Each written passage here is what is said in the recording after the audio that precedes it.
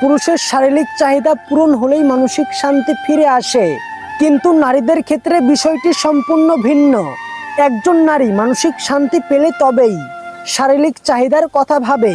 নারী ও পুরুষের এই চাহিদার ভিন্নতার কারণেই তাদের সম্পর্ক আরও জটিল এবং গভীর। পুরুষের সমস্ত ডিপ্রেশন এবং ক্লান্তি দূর হয় সঙ্গীর সঙ্গে শারীরিক সংযোগে।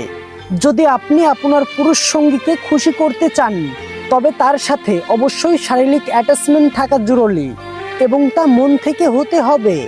নারীরা বিপরীতে মানসিক অ্যাটাচমেন্টে বেশি মনোযোগ দেয়। যদি তার মন ভালো থাকে তাহলে সে স্বাভাবিকভাবে শারীরিক সংযোগে আগ্রহী হয়, কিন্তু যদি তার মানসিক অবস্থা ভালো না থাকে তাহলে সে কোনো কিছুতেই সাড়া দেয় না।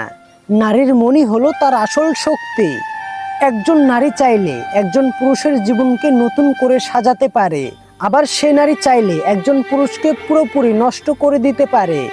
একজন নারী চাইলেই একজন পুরুষকে সম্মানের সর্বোচ্চ শিখরে পৌঁছে দিতে পারে, আবার চাইলে তাকে অসম্মানের তলানিতে নামিয়ে আনতে পারে।